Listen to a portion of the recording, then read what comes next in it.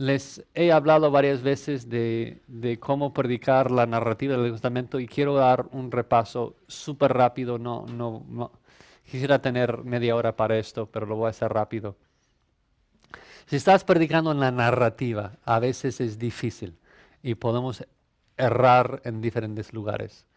Primero, se habla mucho de la importancia de poder contar la historia muy bien, a la homilética, la presentación, de que hay que contar la historia, captivar la audiencia. Y yo diría, hay que tener un poco de cuidado ahí.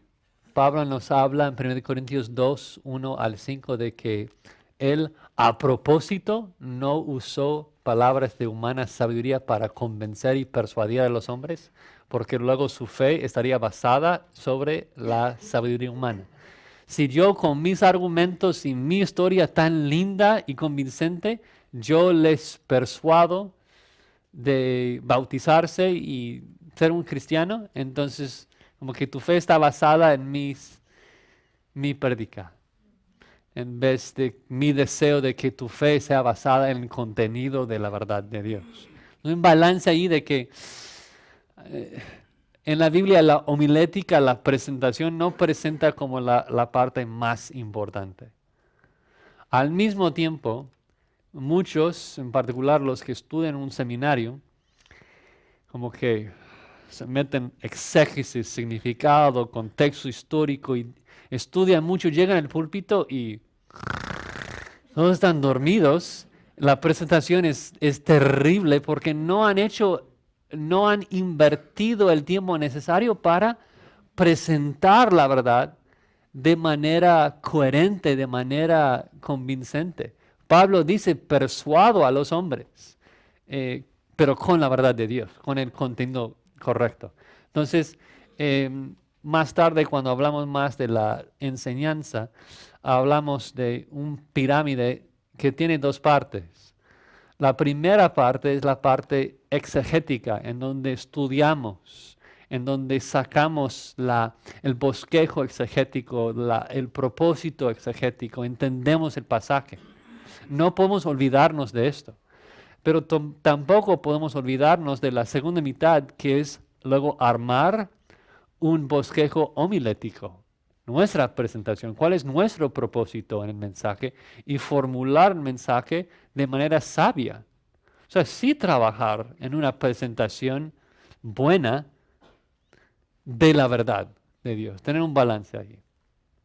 Segundo, entender el rol del contexto histórico. Algunos de ustedes, si vienen a la clase y jamás escuchan la forma que predico en un sermón a la gente, luego van a sus iglesias y cuando predican dan media hora de contexto histórico hablando de Sesbazar y hablando de Tiglath-Pileser, rey de Asiria, y fechas y muchas cosas y la gente se duerme.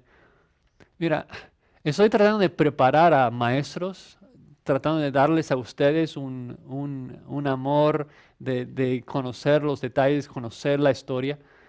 Pero cuando estamos enseñando a las ovejas, tenemos que pensar, o sea, ¿esto edifica?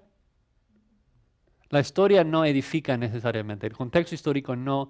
Si no promueve un entendimiento del pasaje, no debo estarlo mencionando en el sermón. Mi mi trabajo como predicador en el púlpito es exhortar a mi audiencia a obedecer las implicaciones del texto. Para eso necesito explicar el texto, exhortarlos a obedecer lo que significa. Si no ayuda mencionar datos del reinado de los medo-persas, si no edifica, no mencionarlo. Muchas veces pastores mencionan esos datos para exaltar a sí mismos como gente que realmente sabe y conoce. Y mejor tú estudias varias horas para conocer todo el contexto histórico y luego sacas un minuto de ahí. Lo más importante. Tú tienes que leer todo para saber ¿Qué es lo mínimo que necesitan para comprender el texto? 3 y 4 son muy semejantes y el punto es esto, de que generalmente o muchas veces cuando se predica una narrativa, lo que uno hace es de que tenemos un texto. 1 Samuel, ya que puse ese sermón ahí, 16. Y leemos el texto y sacamos 3 principios que observamos allí. Este principio, el otro, 3 principios. Saco los 3 principios y luego predico 3 mini sermones sobre esos principios. Pero nunca explico la narrativa, nunca explico la historia, nunca explico qué está pasando y el propósito del libro. Ya no estás predicando el texto, es el punto. Ya estás predicando 3 aplicaciones tuyas, ya son ideas tuyas en vez de predicar el texto. Entonces, trata de, claro, aplicar el texto, pero primero explicar lo que está pasando lo más que sea posible. Y por último, conectar el 5 y 6 por el tiempo. Si predicas el Antiguo Testamento, y yo siempre lo pongo así, si predicas el Antiguo Testamento y hay un rabí en la congregación y puede decir amén a todo lo que tú dices, has fallado. Has fallado. Y en un sentido, si solamente explicas el significado original, el Mesías viene, el Mesías viene, el Mesías viene, hay esperanza, y lo terminas ahí, pues somos embajadores del nuevo pacto. Predicamos a Cristo y el crucificado. No es de que Cristo se encuentra en cada frase del Antiguo Testamento, pero cada frase del Antiguo Testamento termina en Cristo, apunta a Cristo. Entonces, en mi sermón necesito mostrar a la gente cómo es de que este pasaje apunta, guía, sirve como nuestro ayo para llegar a Cristo. Necesito conectarlo a Cristo o no soy un predicador cristiano. Si predico el texto como Esdras predicó el texto, estoy fallando, porque ya tenemos a Cristo. ¿Sí? Bueno, este archivo está en el sistema, no tenemos tiempo para verlo, pero les doy un patrón, lo veremos en otro momento, un patrón de cómo armar un sermón. Algunos de ustedes como que por primera vez le están siendo invitados a dar un estudio en su iglesia. Entonces, como unas ideas de cómo armar el mensaje, de tener una introducción y qué es el propósito de la introducción y no es para dar chistes, es para introducir el tema y demostrar a la gente por qué necesitan escuchar este mensaje. Luego, explicarles el propósito de tu mensaje. ¿Cuántas veces has salido de un sermón y estás hablando en el almuerzo y ¿cuál era el punto del mensaje? Mi esposa me pregunta. Muchas veces la gente sale y dice, ¿cuál es el punto? Y si no sabe, es mi culpa. Mejor decirles de manera abierta el punto, porque si no los dice, van a pensar algo. A muchos pastores, o sea, la gente viene al final y les felicitan y dicen lo que aprendieron del mensaje. Y es un punto muy periférico, no muy importante en la mente del pastor. Y el problema es de que el pastor no explicó con claridad cuál era el punto.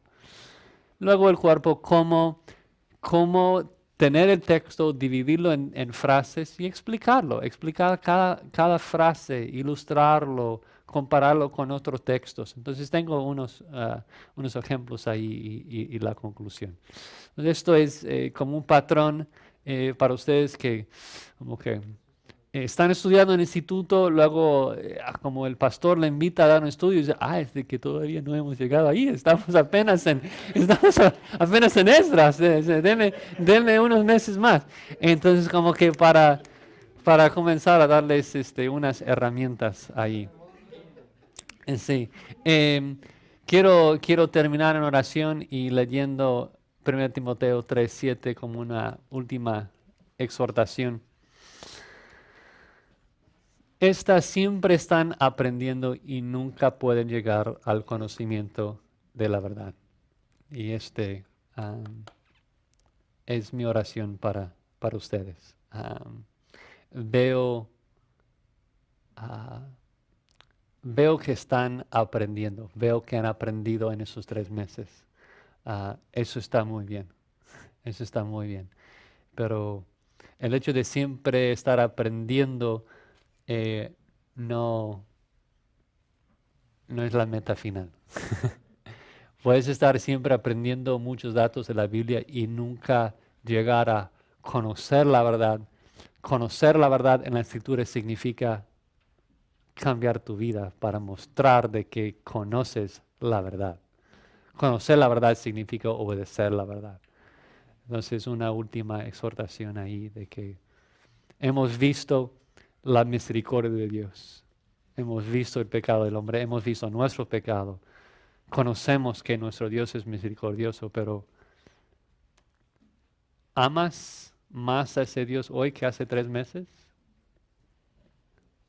Porque si no amas más hoy que hace 3 meses, todo lo que aprendiste fue